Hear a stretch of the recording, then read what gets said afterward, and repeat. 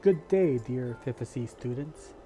It's been almost a month since our last synchronous session. Unfortunately, we've had 3 cancellations due to typhoons, but we are now finally at week 9, or the second attempt at a makeup class for session 17. Your presence today is all the more valuable given all the difficulties and troubles we as a nation have had to go through these last 2 to 3 weeks. Of course, we annually go through the typhoon season this time of the year, but 2020 has been especially bad. From late October up to mid-November, we have had 4 typhoons: Molave, or Quinta, Goni, called Raleigh here, Etao, Tonyo, and finally Vamco, or called Ulysses here in the Philippines, all of whose effects we are still experiencing now. Are there any students who were terribly affected by Ulysses? Or maybe your loved ones? I certainly hope not. Our topic this week is essentially a continuation of the one from the previous week, the video for which was put up online on YouTube and Big Sky. If you haven't seen it yet, the lecture essentially focused on the different foreign policy actors in the Philippine domestic context, in particular, those in the executive branch comprising the Presidency, the National Security Council, the Department of Foreign Affairs, and other agencies or departments that are charged with initiating, assessing, formulating, implementing, and finally evaluating foreign policy. This week, we will discuss the legislative and judicial branches, as well as local politics, and then there is also the interest groups that may help, hinder, or just affect overall the foreign policies taken by the different actors. Through this discussion, you should have a better grasp not only of the foreign policy process, but also develop your ability and skill to evaluate and analyze how Philippine foreign policy enables the Philippine government to respond to and cope with current challenges. So now let's go to the topic we have for week 9. Our focus this week takes off from the topic of week 8, where we discuss the different domestic actors that initiate, formulate, implement, and evaluate foreign policy. All the actors we mentioned from that asynchronous session, from the President all the way down to the different national government agencies, belong to the executive branch of the Philippine government. This week, we will analyze the 2 other branches, the legislative and the judicial branch. This is in contrast to the international actors we discussed in week 5, starting with the sovereign state or nation state, international governmental organization, and multiple non-state actors. Just as a review, what is an actor? An actor is any individual or political entity which has enough authority and power and has the will to exercise its power to influence political processes. In international relations, an actor can be defined as an entity with the capacity of having an impact in international relations. Given the dynamics between domestic politics and policy and international relations, domestic actors may have direct or indirect influence on the state's foreign policies, which in turn will impact other actors in other countries. So apart from the executive branch, the 2 other independent branches of government could influence or affect the state's foreign policy, so it's important for us to discuss how that works in practice. The 3 independent powers of government, as vested in by the Constitution of the Philippines, is based on the democratic principle of the separation of powers. Under such a system, the different branches of a state's government have separate, independent powers and responsibilities, so that the powers of one branch are not in conflict with those of the other branches. The division in the Philippines between a legislature, an executive, and a judiciary is part of the typical model called trias politica. The intention behind a system of separated powers is to prevent the concentration of power by providing for checks and balances. Through this system, each branch of the government has specific procedures only they can follow that help protect against fraud, errors, and illegal actions. These special procedures are distributed as evenly as possible, so no one segment has ultimate power or more power than any other, at least in principle. While the trias politica model is a common type of separation of powers, as we would find also in the United States where we based our system, there are governments that have greater or fewer than 3 branches. Copying the tried and tested American model, The power of the newly independent government of the Philippines was split into three branches in 1946, creating a clear separation of powers. The three branches of government are the executive branch. The president, the vice president, and cabinet carries out laws. The legislative branch, Congress, Senate, and House of Representatives, makes laws. And the judicial branch, Supreme Court, and other lower courts, interprets laws. Once these branches were established, Congress realized that it needed to make sure no branch could simply overtake the others. This is where the system of checks and balances came in. As mentioned, the Philippine Congress is bicameral. The Senate sits as the upper chamber, and the House of Representatives sits as the lower chamber. Foreign policy is not directly a part of the duties and responsibilities of the members of Congress. By its nature, it is reserved to the remit of the Department of Foreign Affairs upon the direction of the Chief Executive, who acts as its main architect. The Constitution, however, enumerates several powers of Congress that have either a direct or indirect effect on foreign policy. In terms of direct power, Article 6, Section 23 of the Constitution gives the Senate and the House assembled in joint session the sole power to declare war. Article 7, Section 21 gives the Senate power to ratify or concur in, with a vote of 2/3 of its members, a treaty or international agreement concluded and signed by the executive. The Constitution, under Article 7, Section 16, makes another foreign affairs power vested in the President, appointing ambassadors, other public ministers, and consuls dependent on the approval of the Commission of Appointments, which comprises members of both the houses. Beyond these, Congress has general powers to collect taxes and to enact laws that collectively allows legislators to influence nearly all manner of foreign policy issues. Congress also plays an oversight role. The annual appropriations process allows congressional committees to review in detail the budgets and programs of the vast military and diplomatic bureaucracies. Lawmakers must approve more than 1 trillion pesos in national spending every year. Of the 4.1 trillion budget for 2020, 4.7% went to the Department of National Defense, while 0.6% went to the DFA. Lawmakers may also stipulate how that money is to be spent. Congress has broad authority to conduct investigations into particular foreign policy or national security concerns, or into alleged wrongdoings of government officials through the Senate Blue Ribbon Committee. Congress also has the power to create, eliminate, or restructure executive branch agencies in the way it's doing with the proposed amendment of Republic Act 7157, the Foreign Service Act, or in the creation of the Department of Overseas Filipinos. In the actual formation of foreign policy, Congress does not generally play a formal role in drafting foreign policy measures or treaties. On the other hand, Congress may receive the information it requires with regard to foreign policy matters through the use of general parliamentary means of influence, which include discussions in advance initiated by the government or either house, oral and written questions, and even interpellations, and the right to request documents through the parliamentary committees. The House has the Committee of Foreign Affairs, and the Senate the Committee on Foreign Relations. Other relevant committees in the Senate are the Committee on Climate Change, Committee on Justice and Human Rights, the Committee on National Defense and Security, the Committee on Trade, Commerce, and Entrepreneurship, and in the House there is the Committee on Interparliamentary Relations and Diplomacy, Special Committee on the East Asian Growth Area, the Special Committee on Globalization and WTO, and the Special Committee on the West Philippine Sea. The Senate or House can also take initiatives in the field of foreign policy either through its legislative power or by approving special resolutions and thus informing the President or the DFA of its opinion.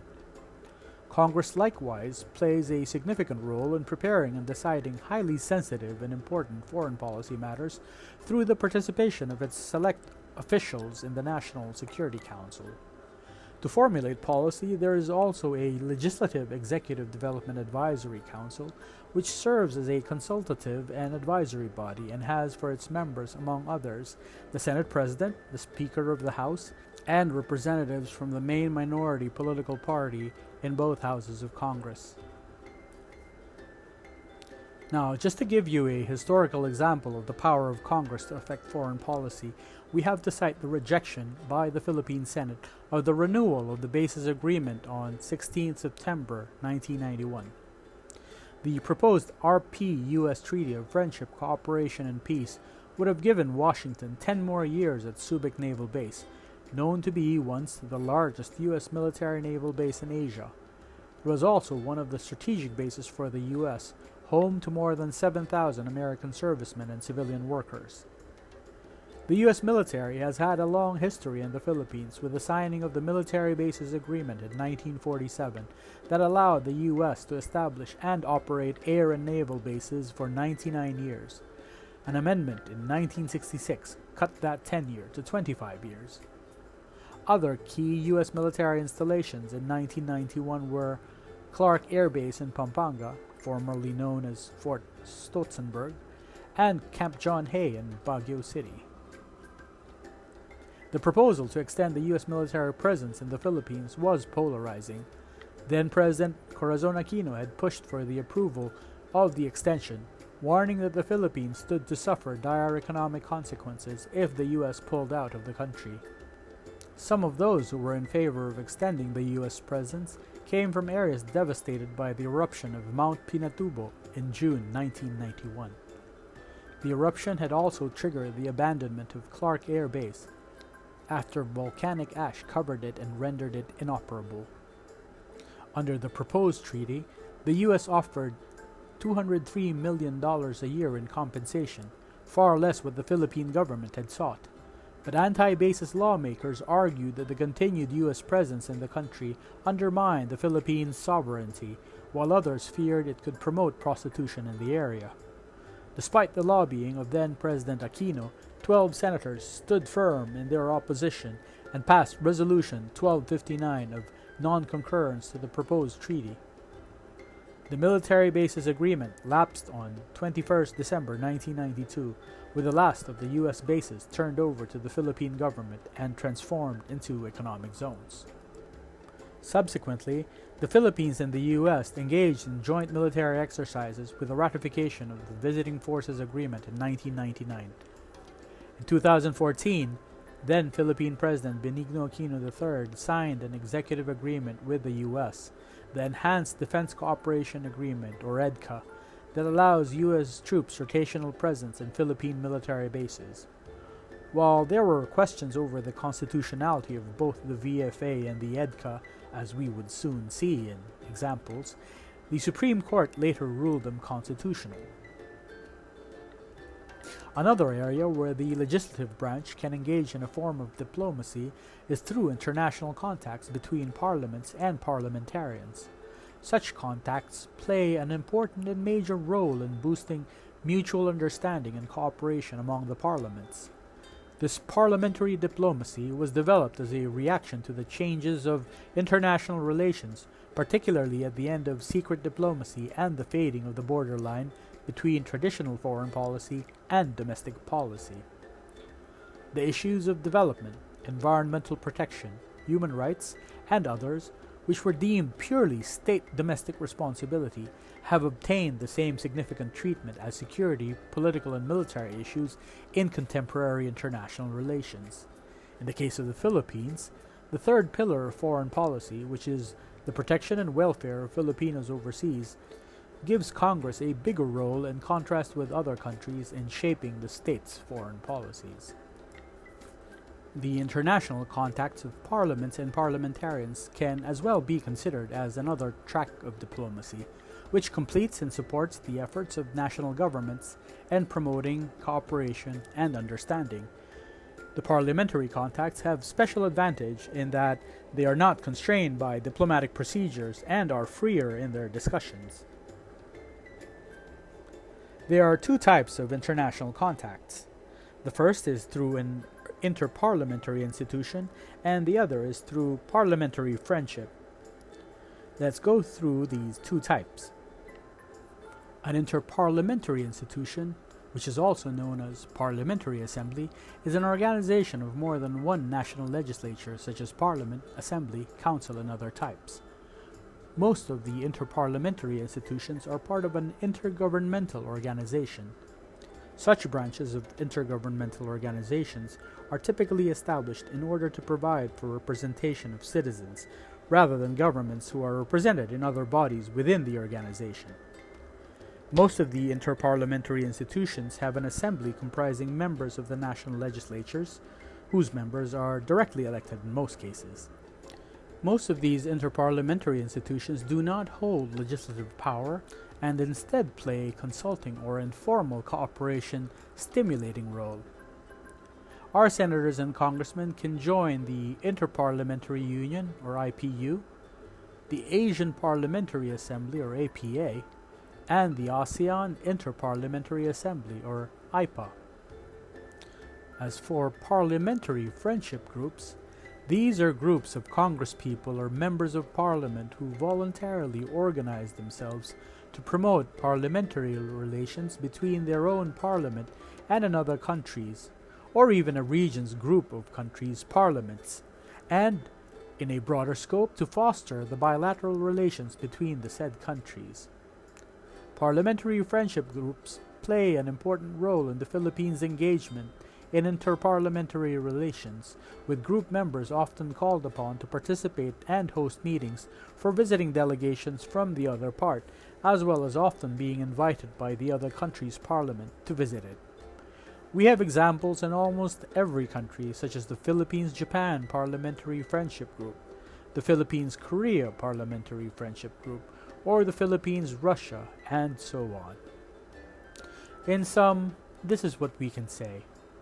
The executive branch, especially the president, enjoys many traditional advantages over the legislative branch with regard to leading on foreign policy, such as unity of office, capacity for secrecy and speed, level of specialization, and superior information gathering and assessment, given that foreign policy is mainly concerned about diplomacy, security, conflict management, trade, and representation, issues that do not directly translate to the day-to-day preferences of the electorate.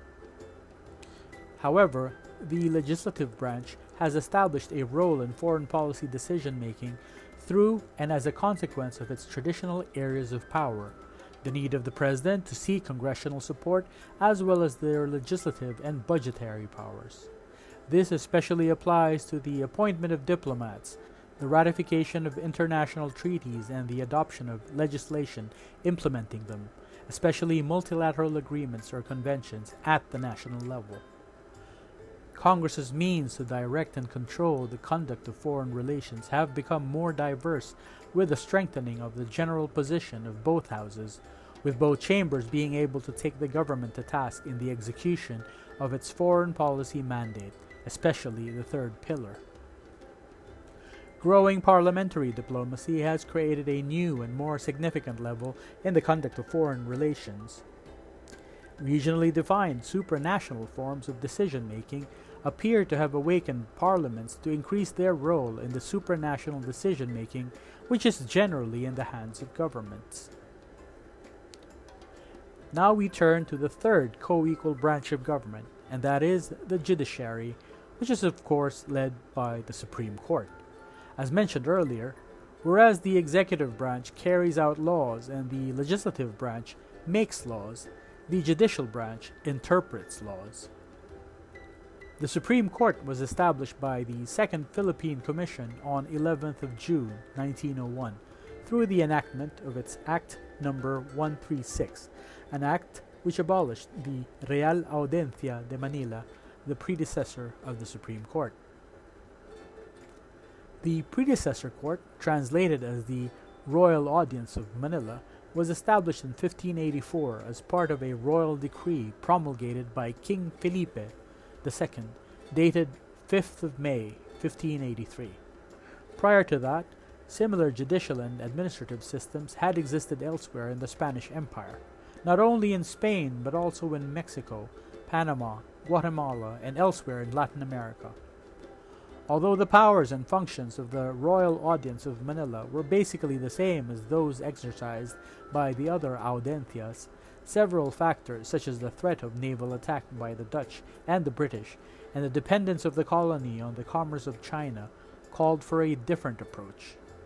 Apart from the power to administer civil and criminal justice in the islands, the Real Audiencia also had both civilian and military powers, with the Governor-General of the Philippines even appointed to be its highest judge, taking on the character of other European courts of the time, which were neither separate or autonomous from the administrative branch of government.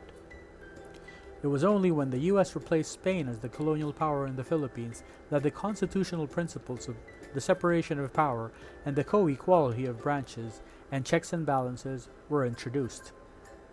In theory, the three branches are equal under the 1987 Constitution, with each branch supreme in its own sphere, but with constitutional limits through various check and balance mechanisms introduced to prevent the abuse of power.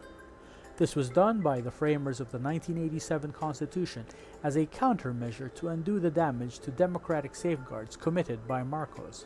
You see, under martial law in the Fourth Republic, the Supreme Court had been highly partisan towards Marcos, so the framers of the Constitution granted powers to the Supreme Court that potentially make it an important player in Philippine politics. Of particular note is its power to review the action of any government official for grave abuse of discretion. Yet despite the judiciary's potential influence, there have at least been two problems that often prevent it from satisfactorily meeting demands for justice in the country, much less asserting itself and influencing foreign policy. These are the threats to its autonomy coming from the executive and legislative branches and severe capacity constraints. These two problems will be elaborated on later. First, let's discuss the measures the Constitution introduced that attempt to establish greater independence at the Supreme Court. Unlike in previous constitutions, which enabled court supervision by the Justice Secretary, the 1987 Constitution explicitly grants the Supreme Court the administrative jurisdiction over the judiciary as well as fiscal autonomy. Despite being appointed by the President, the Chief Justice and 14 Associate Justices do not serve as appointees and are thus not coterminous or serve out the same term as the President. The Court has original and appellate jurisdiction unalterable by Congress. Its original jurisdiction covers cases affecting ambassadors, other public ministers and consuls, and petitions for certiorari, prohibition, mandamus, quo warranto, and habeas corpus. It also empowers the High Court to promulgate rules concerning the protection and enforcement of constitutional rights, as well as those governing judicial practice and procedure, the admission to the practice of law, the integrated bar, and legal assistance to the underprivileged.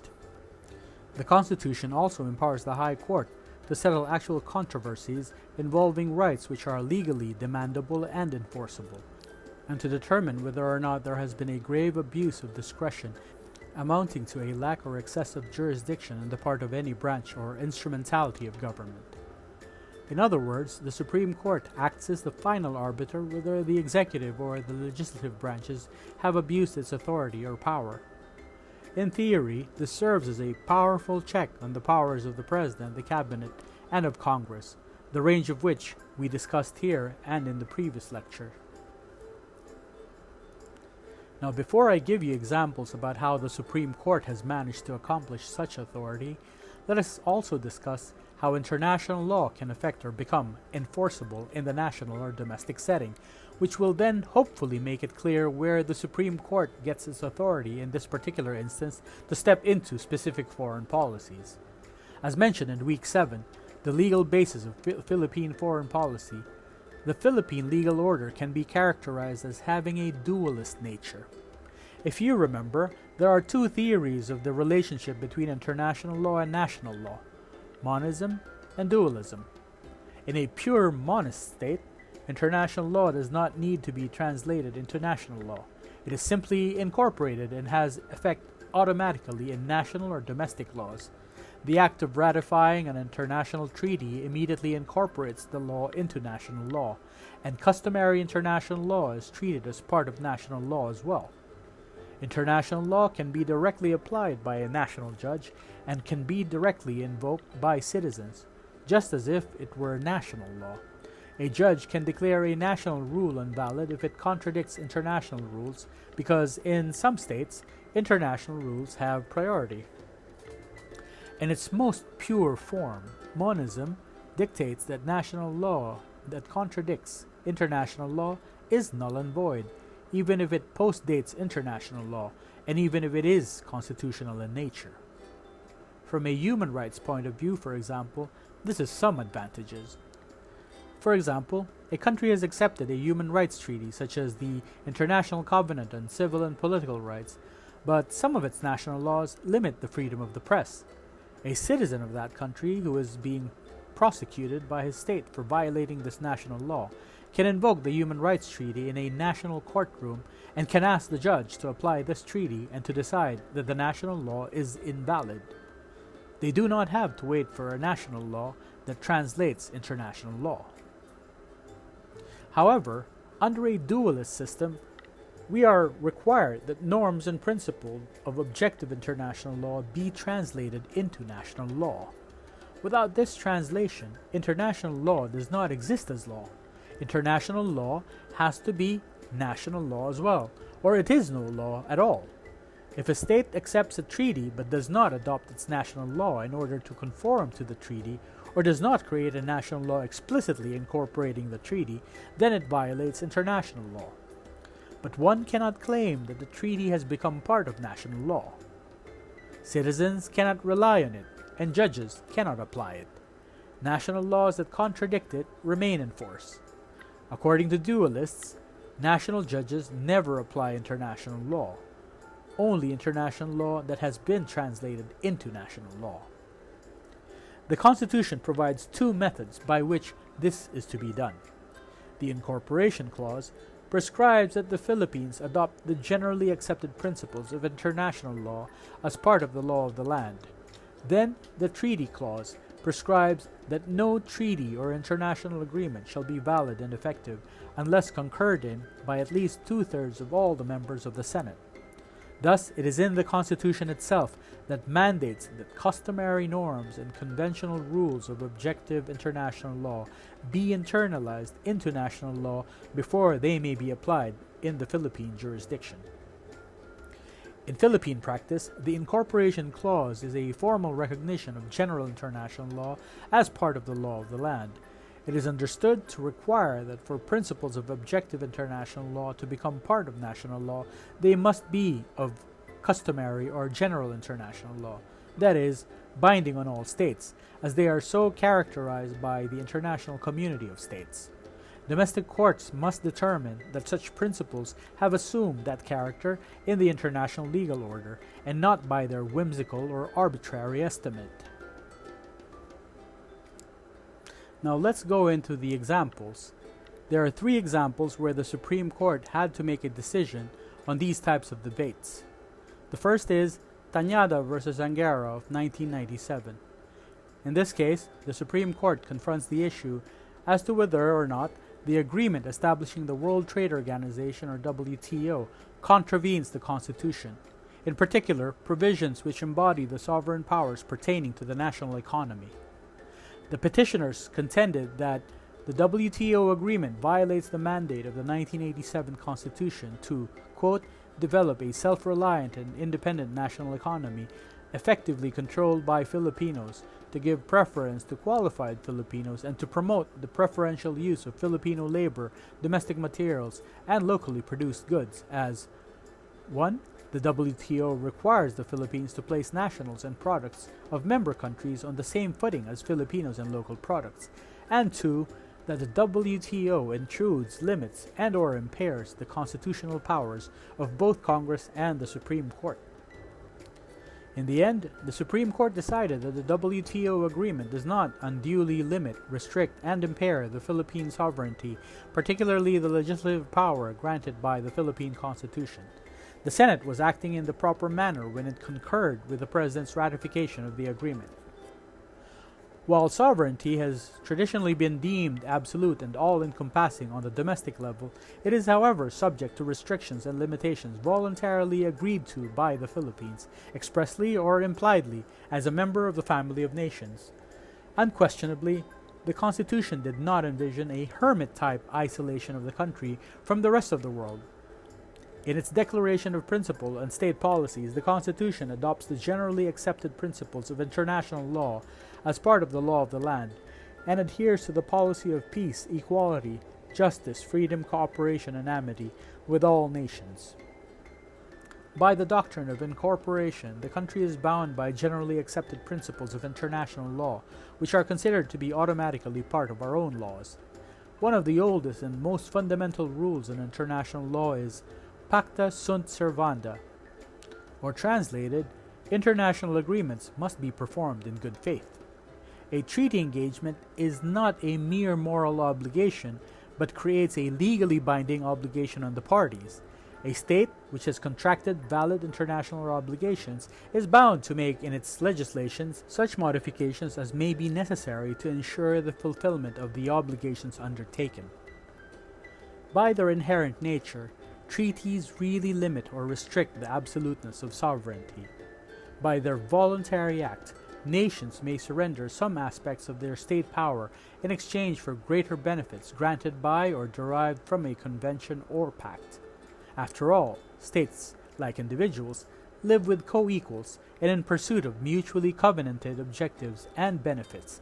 They also commonly agree to limit the exercise of their otherwise absolute rights.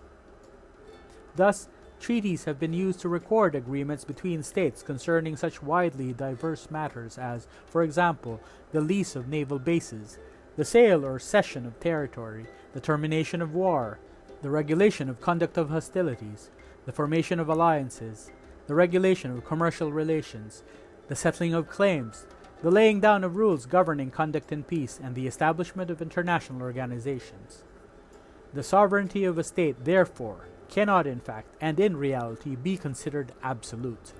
Certain restrictions enter into the picture. 1. Limitations imposed by the very nature of membership in the family of nations, and 2. Limitations imposed by treaty stipulations.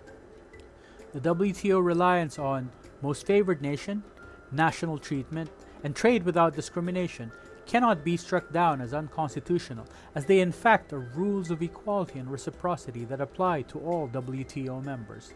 Aside from envisioning a trade policy based on equality and reciprocity, the fundamental law encourages industries that are competitive in both domestic and foreign markets, thereby demonstrating a clear policy against a sheltered domestic trade environment, but one in favor of the gradual development of robust industries that can compete with the best in the foreign markets.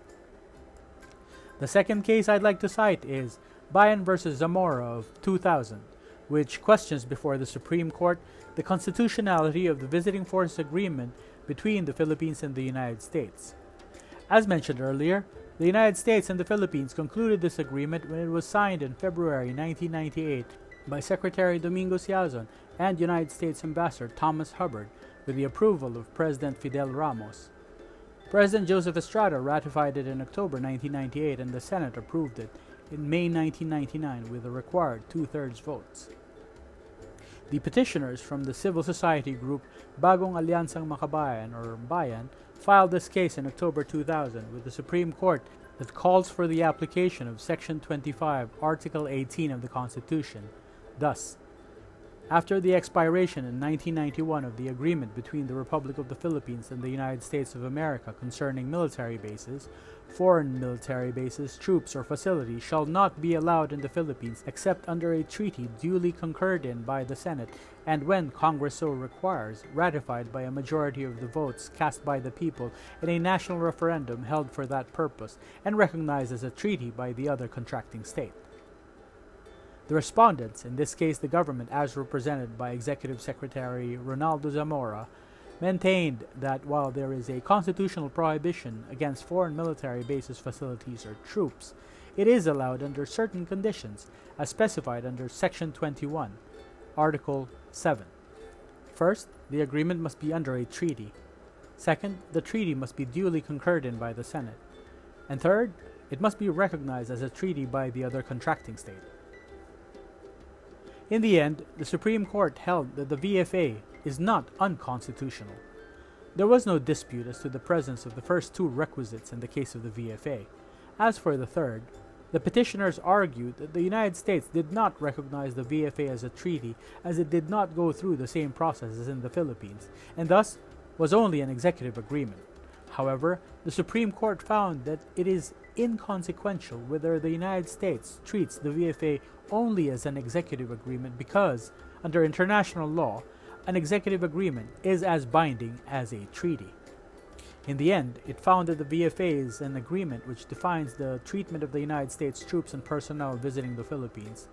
It provides for the guidelines to govern such visits of military personnel and further defines the rights of the United States and the Philippine government in the matter of criminal jurisdiction, movement of vessels and aircraft, importation and exportation of equipment, materials, and supplies. Philippine authorities shall have jurisdiction over United States personnel with respect to offenses committed within the Philippines and punishable under the law of the Philippines. The third and last case is vital in my field of work at the Department of Foreign Affairs, the case of Magallona versus Ermita of 2011. This case involves the constitutionality of Republic Act 9522 as it reduces the maritime territory of the Philippines by converting what had been described as internal waters in the Treaty of Paris of 1898 into territorial waters. Now, to give you a bit of background, Congress passed in 1961 Republic Act No. 3046, which demarcates the maritime baselines of the Philippines as an archipelagic state. This law follows the framing of the Convention of the Territorial Sea and the Contiguous Zone in 1958, or UNCLOS 1, codifying the sovereign right of states parties over their territorial sea, the breadth of which was left undetermined. In March 2009, Congress amended Republic Act 3046 by enacting RA 9522, or the Philippines Baselines Law, a statute now being questioned. RA 9522 was enacted in order to make RA 3046 compliant with the terms of the United Nations Convention on the Law of the Sea, or UNCLOS 3, which the Philippines ratified on 27 February 1984. Complying with UNCLOS, RA 9522 shortened one baseline, optimized the location of some base points around the Philippine archipelago, and classified adjacent territories, namely the Kalayaan Island Group and the Scarborough Shoal, as regimes of islands whose islands generate their own applicable maritime zones. Magallona et al., in their respective capacities as citizens, taxpayers, or legislators, assailed the constitutionality of RA 9522, arguing that 1. RA 9522 reduces Philippine maritime territory and logically the reach of Philippine states' sovereign power in violation of Article 1 of the 1987 Constitution, embodying the terms of the Treaty of Paris and ancillary treaties, and that 2. RA 9522 opens the country's waters landward of the baselines to maritime passage by all vessels and aircrafts, undermining Philippine sovereignty and national security, contravening the country's nuclear-free policy, and damaging marine resources in violation of relevant constitutional provisions. On the merits, Ermita defended RA 9522 as the country's compliance with the terms of UNCLOS 3, preserving Philippine territory over the KIG or Scarborough Shoal, nor does it undermine the country's security, environment, and economic interest or relinquish the Philippines' claim over Sabah. The Supreme Court ruled that RA 9522 is constitutional and consistent with the Philippines' national interest. Aside from being a vital step in safeguarding the country's maritime zones, the law also allows an internationally recognized delimitation of the breadth of the Philippines' maritime zones and continental shelf. The court also found that the conversion of internal waters into archipelagic waters will not risk the Philippines, as affirmed in the Article 49 of UNCLOS. An archipelagic state has sovereign power that extends to the waters enclosed by the archipelagic baselines, regardless of their depth or distance from the coast. It is further stated that the regime of archipelagic sea lanes passage will not affect the status of its archipelagic waters or the exercise of sovereignty over waters and airspace, bed and subsoil, and the resources therein. Furthermore, due to the absence of its own legislation regarding routes within the archipelagic waters to regulate innocent and sea lanes passage, the Philippines has no choice but to comply with the international law norms. If the Philippines or any country invokes its sovereignty to forbid innocent passage, it shall risk retaliatory measures from the international community. With compliance to UNCLOS and the enactment of RA 9522, Congress has managed to avoid such conflict. Also, contrary to the contention of the petitioners, compliance to UNCLOS through RA 9522 will not expose the Philippines' internal waters to nuclear and maritime pollution hazard. In fact, if the Philippines does not comply with the baselines law, it will find itself devoid of internationally acceptable baselines and thus open itself to invitation by other powers to freely enter and exploit the resources in the waters and submarine areas in the archipelago and weaken the country's case in any international dispute over Philippine maritime space. To summarize this part, the judiciary through the Supreme Court has had a role in allowing citizens to question the constitutionality of actions or agreements taken by the executive and concurred in by the legislative branch. However, through the years, there have been studies showing the likelihood of Supreme Court justices demonstrating political allegiance to their appointing presidents. Of course, it follows that justices who are considered neutral or opposed to a particular president would not be, as a consequence, appointed by the incumbent president. However, some Supreme Court decisions suggest that presidential appointments are not necessarily indicative of favorable judicial outcomes for the appointing president, such as the opposition by the Supreme Court of the Corazon Aquino government's attempt to sell the Philippines' property in Roppongi in 1990, and the decision reached by the court under Estrada appointee Chief Justice Hilarion Davide about the constitutionality of the oath by President Arroyo following Estrada's ouster in January 2001. Still, while theoretically a co-equal branch of government, the judiciary is perhaps the weakest of the three branches of government. This weakness is a consequence of actions taken by Presidents Noynoy Aquino and Rodrigo Duterte. As you know, the House of Representatives approved articles of impeachment in December 2011 against Chief Justice Renato Corona, who was then tried and later convicted by the Senate, sitting in as impeachment court in May 2012. It turned out that Aquino used political pressure and patronage resources through the Disbursement Acceleration Program, or DAP, a new kind of pork barrel fund, to remove the leader of the High Court because he was considered a threat to the president's plans, as Corona was loyal to Aquino. Then, of course, there was the quo warranto petition filed against Maria Lourdes Sereno before the Supreme Court, leading to her removal as Chief Justice for failing to file certain required financial documents in May 2018. This, of course, all started with an impeachment demand in the House of Representatives, and then later the quo warranto accusation by Solicitor General Jose Calida.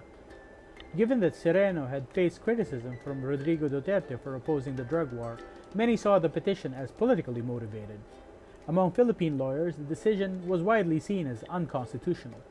While the decision was received favorably by the Duterte administration as well as its political allies, critics of the petition viewed Sereno's removal from office as an attack on due process and on the judicial independence of the Supreme Court. Finally, the weakness of the court is also rooted in the court's poor performance in terms of delivering systematic effective justice. Court cases often take a very long time to resolve, hampered by legal procedures as well as financial and human resource constraints. While the judiciary enjoys fiscal autonomy in the sense that Congress cannot allot the judiciary an amount less than its budget from the previous fiscal year, it is highly dependent on Congress and the President for allocation of the national budget.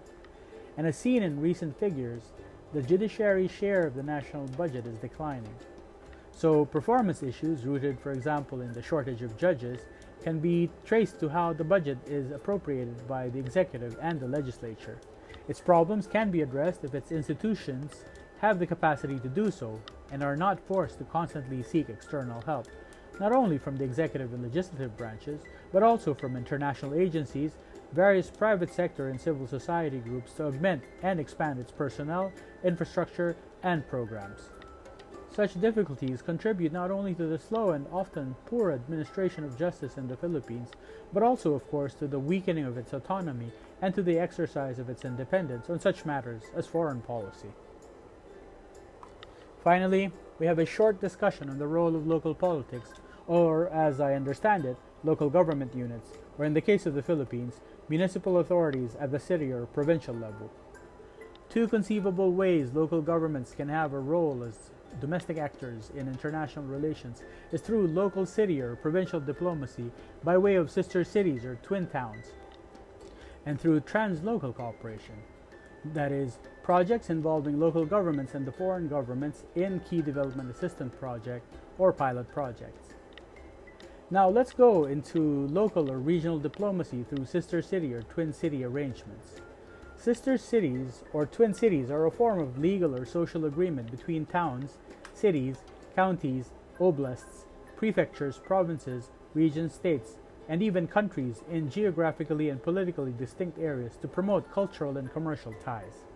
The modern concept of town twinning, conceived after the Second World War in 1947, was intended to foster friendship and understanding among different cultures and between former foes as an act of peace and reconciliation, and to encourage trade and tourism. By the 2000s, town twinning became increasingly used to form strategic international business links among member cities.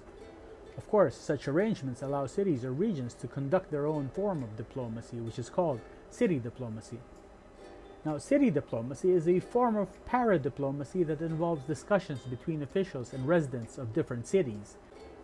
Often, these cities will be located in different countries. As such, city diplomacy involves a sort of international relations that works in parallel to the conventional system involving embassies, ambassadors, and treaties negotiated at the level of nation-states. According to Rodrigo Tavares, the earliest formal attempts to establish city diplomacy across national boundaries took place in the 19th century. Only a handful of cities were involved in the 19th century efforts. It wasn't until the turn of the millennium that it became much more common. The first priority of those carrying out city diplomacy typically overlaps with the core aims of municipal government, which is to improve the lives of local residents. Yet they will often collaborate with peers in other cities to work on issues of wider concern, such as efforts to address climate change or over-tourism, or as initiatives to promote smart city development, just to give some examples. As of 2016, there were over 125 such multilateral networks and forums to facilitate international collaboration between different municipal authorities. Research showed that the mayors of the cities play an active role in city diplomacy. Of course, there are undue risks from such arrangements, given that, for the most part, local governments can engage in such local diplomacy directly, while sometimes they can go through Philippine missions overseas, especially in initiating contacts. Subsequent arrangements and practical implementation of these agreements can go unsupervised and may run counter to the national interest. Thus, there has been some recent attempts to instill some control on the process. For example, U.S. Senator Marsha Blackburn introduced in November 2020 a draft law, the Sister City Transparency Act, to provide federal oversight to mitigate risks of sister city agreements being used for political influence campaigns. The second option for local governments to get involved in some kind of foreign policy is their participation in international cooperation at the local level or the implementation of official development assistance with foreign governments. In accordance with the Constitution, the Local Government Code (LGC) of 1991 dispersed actual power and autonomy to regional government officials, like mayors and governors, as a way of overcoming the bureaucratic and budget limitations on local autonomy and government efficacy. With the encouragement of the national government, certain countries like the US, Japan, and South Korea have come up with local components of their development assistance programs to complement the goals of the LGC through a series of technical assistance and monitoring programs. The United States Agency for International Development, or USAID, for example, initiated the Local Development Assistance Program, or LDAP, a joint program with the Philippine government between 1990 and 1995. It disbursed $66.7 million for a total of 33 projects in 14 different provinces as well as 5 nationwide projects. Through a combination of technical assistance and monitoring procedures, LDAP progressed devolution of bureaucracy and power from the central government of the Philippines and helped to increase the autonomy and authority of LGU by directly increasing essential elements of democratic good governance, such as encouraging local participation in civil society and government. Indeed, there has been an unprecedented expansion of decentralized international cooperation at the local level and the expansion of the modes and mechanisms. Through these new mechanisms, local governments can decide whether or not to engage in international cooperation at their discretion in view of the broadening of the global agenda on environment and development due to the diversification of local needs and adaptive capacities to get involved. For the most part, however, such projects are conducted with the involvement or at least the knowledge of the national government, especially if they require large sums or complicated administrative capacity to implement. Through this module, you will have been able to get a better appreciation not only of the roles of such domestic actors like the legislative and judiciary branches, but also of the local government, as well as their limitations. Thank you very much for listening.